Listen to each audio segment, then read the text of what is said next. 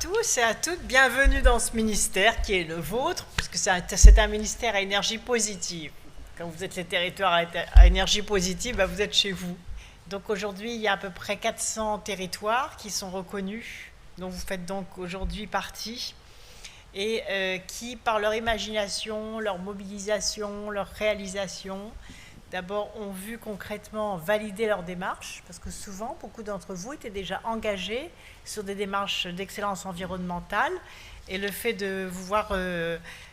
intégrer ces territoires, cette communauté des territoires à énergie positive, ça valorise des démarches que vous avez faites, ça vous encourage à monter en puissance sur ces différentes démarches et à réaliser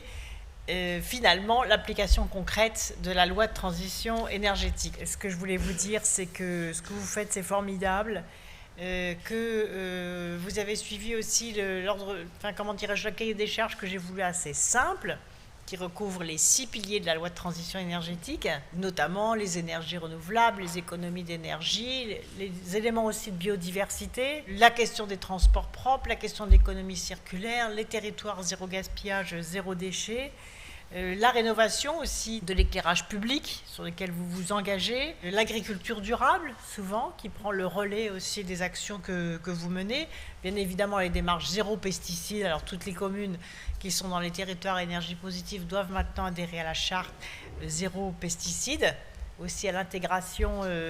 la création de jardins potagers dans les écoles, les ruches communales, etc. C'est-à-dire des choses qui paraissent comme ça modestes, mais qui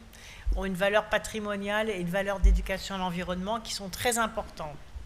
Bon, et puis vous savez que les sacs plastiques, ça y est, sont désormais interdits.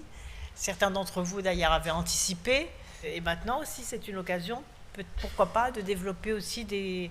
ateliers d'économie circulaire, notamment avec des ateliers d'insertion, comme le font certains territoires, pour fabriquer des sacs à partir de matériaux recyclés. Je sais que ça vous a demandé beaucoup d'efforts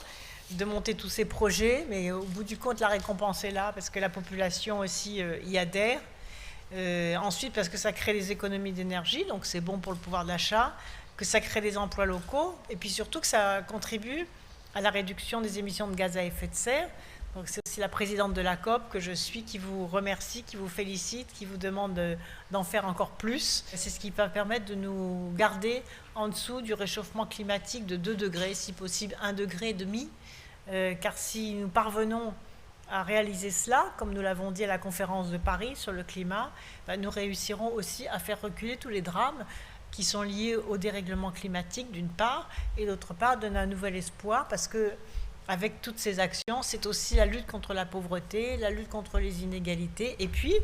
la création d'emplois, et puis les nouvelles technologies du futur qui sont aussi inscrites dans cette invention du monde sans carbone que nous devons réaliser pour les générations futures. Alors merci beaucoup, et en avant pour la transition énergétique.